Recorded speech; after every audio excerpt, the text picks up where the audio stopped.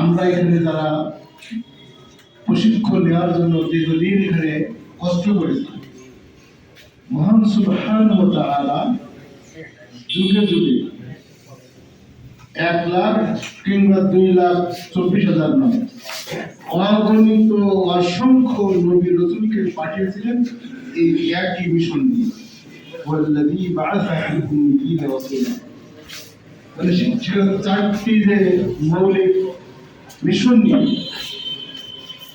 ইয়াতলু আলাইহিম আয়াতি, আল্লাহর আয়াত তেলাওয়াত, ওয়া ইউযাক্কিহিম, তাজকিয়া করার জন্য, দুর্নীতি মুক্ত, সুদ মুক্ত, ঘুষ মুক্ত, অন্যায় মুক্ত, অপরাধ মুক্ত, এক কথায় একটি নিষ্কলুষ নির্ভেজাল মানবিক সমাজের জন্য যুগে যুগে নবী রাসূলগণ এসেছেন।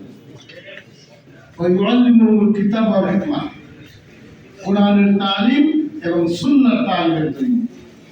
আমরা যারা এখানে আছি, আমরা কিন্তু সেই তালিমের কাজ সবসময় করি। হাদিস শরীফে বলা হয়েছে, খায়রুকুম মান তাআল্লামাল কুরআন ওয়া আল্লামাহু। এই কাজ কিন্তু আমি নিজেও করতে পারি না। আমরা কোরআন সবাই শিখি, কিন্তু কোরআন শেখানোর লোক কিন্তু এই সমাজে মঞ্চে যারা আছে তাদেরও সময় আছে কিনা জানি না।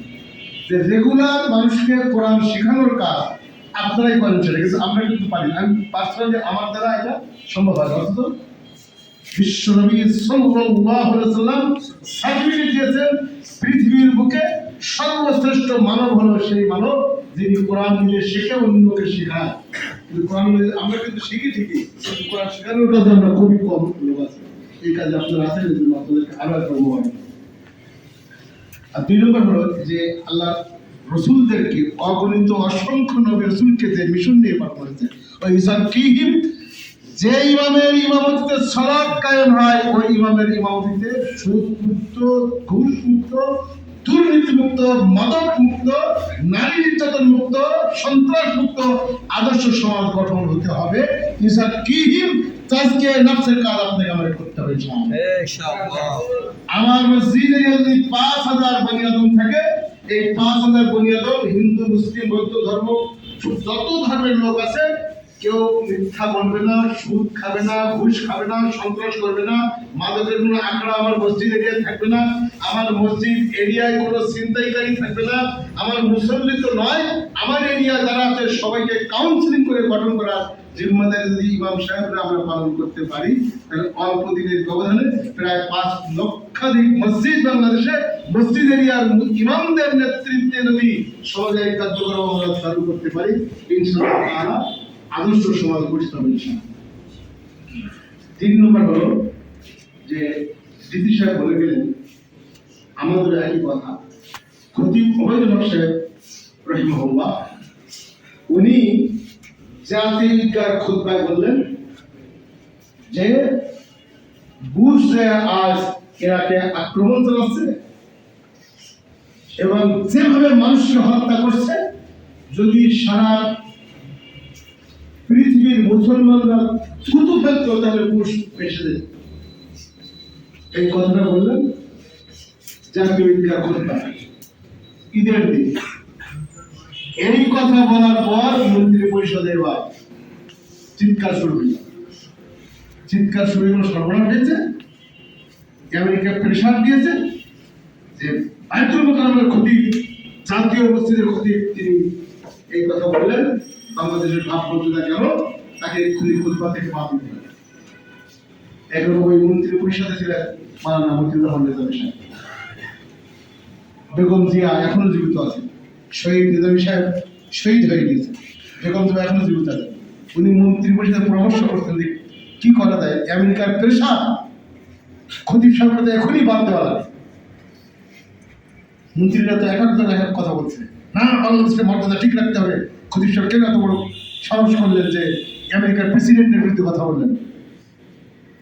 ম্যাডাম বেগম জিয়া তখন বললেন যে নিজামী সাহেব কি বলেন? উনি বলেন আমি একটু ভিন্ন কথা বলতে চাই। কি কথা বলতে? আজকে খতিব সাহেব হুজুর যে কথা বললেন, সবচেয়ে ছোট্ট একটা কথা বলেছেন। আমাদের বাংলাদেশের টিন শেডের কলকাতা সুন্নের যত মসজিদ আছে সেখানে এর থেকে কঠিন কথা সবাই সবাই ইমাম বলে। তো কি বলে? পার্থক্য আছে, সেটা হলো তারা বলে যে আরবিতে আমরাও বুঝি না আর মুসলিমও বোঝে না, কেউ কিছু বলে না। আর খতিব সাহেব বাংলা বলেছে, তো কি বলে? তারা বলে যে আল্লাহ কাফের বেঈমানদের ঘর বাড়ি ধ্বংস করে দাও, তাদের ঘর বাড়ি গুড়িয়ে দাও, তাদের সবকিছু বরবাদ করে দাও। আল্লাহ মাখারি বুনিয়া রহম দামির দেয়া রহম জানজিল আকদাম শক্তি দাও, সব শেষ করে তফাৎ করে দাও, এ সবাই বলে। তাই নাকি? ওর আপনি শরীর না সবাই চোখ করি না।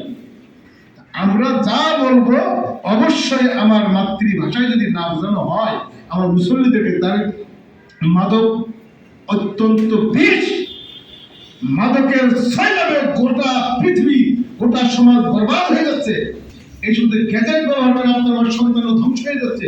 এগুলি এক এক জমায় আমাদের জমার খুতবায় বয়ান যদি বাংলায় না বোঝানো হয় তাহলে এই খুতবার কোনো অর্থ হবে না।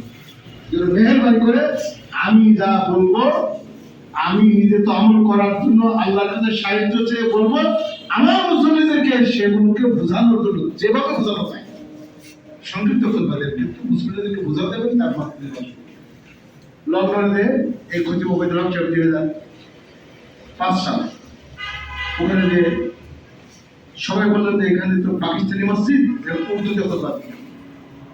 ওই উর্দু খুতবা দিলেন, খুতবা দেওয়ার পরে বাংলাদেশে রিপোর্ট হয়ে গেল।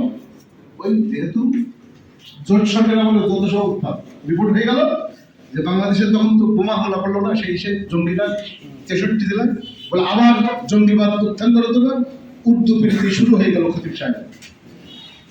আসলে শরীয়তের মাসালা আমাদের বুঝতে হবে, মুসল্লিরা যে ভাষায় বোঝে। আপনার আমার আশেপাশে Indonesia, Malaysia, Singapore, Thailand, China প্রত্যেকটা দেশ, সেখানেও যার যার মাতৃভাষা বলে মানুষকে সংশোধন করা, সমাজ সংস্কার করা, মুসল্লিকে বোঝানোর দায়িত্ব কিন্তু ইমাম সাহেব। আমরা সেই কাজ করি। আর 3 নম্বর